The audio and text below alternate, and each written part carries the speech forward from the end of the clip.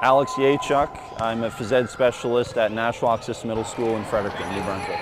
Well, a big thing is just keeping them active no matter what, and as long as my entire group or class knows that it doesn't matter what your ability is, that we can adapt, and that it can be fun regardless of your athletic ability. You know, it's one thing to see kids sitting on the sidelines, but it's another to see these kids having a hard time with their own confidence, their own self-esteem, and not believing that they can do something. And I see it all the time with kids placing limits on themselves at such a young age. So I think seeing that is kind of a motivator to get them off the sidelines and into the game.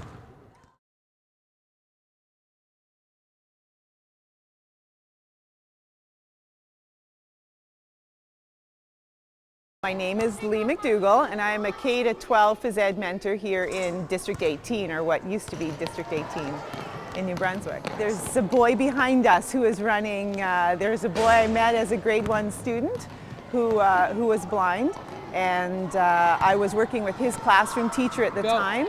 And so I met him and was absolutely amazed at what he was able to teach me. And so he sort of has been my jumping off point. I've known him since he was 6 years old, and he's the one that made me aware of sort of some divots, so to speak, in some of the knowledge for our teachers. Probably the easiest adaptations are speaking directly with the kids and making as few adaptations as possible, making the experience as real and as much like everybody else's as possible.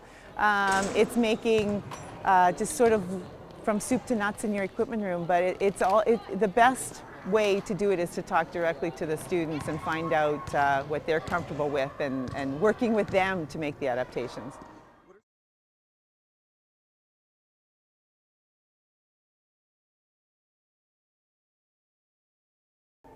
My name is Janet McVicker, and I'm a vision teacher with the Atlantic Provinces Special Education Authority.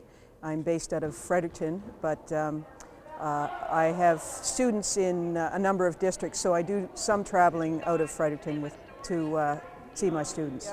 When I work with my students, it's about having them understand the tools and adaptations, modifications that they can make to the activities that they're involved in, so that they can advocate for themselves when they're participating elsewhere, that they can tell someone or their friends or peers or other teachers what it is that they can do to participate.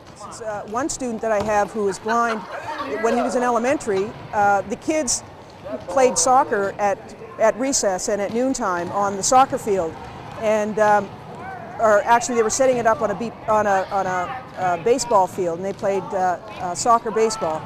And the kids were playing, and my student walked over to where he was on his own, and he walked over to where the game was being played. And the kids engaged him. They brought him up to the home plate, and instead of rolling the ball, they put the ball in front of him, so he just had to kick it. And then someone on first base, someone on the other team from first base, when he kicked the ball, the person on the other team was clapping at first base so he would know where the base was. So he ran to the base. And then when he was on first base, they turned him around to face second. The next person came up, kicked the ball, and someone on second base on the other team clapped to make him go there. But the beauty is, they weren't going to give it to him. It wasn't a gift because the ball went close to second base. So the person picked up the ball and tagged him out. So they knew how to engage him because they knew by clapping and by putting the ball in front of him rather than rolling it to him, he was able to participate and play. So the kids, by knowing how to involve him, by seeing the adaptations that are made by their physical education teachers or others, when he's on his own, when he's out playing with his friends, they know how he can play. And so it's a lot of that. Once the kids understand that, number one, the kids can play and how they can help them play, then they're all over it. Justin Marshall, Para MB Sport and Recreation, Fredericton.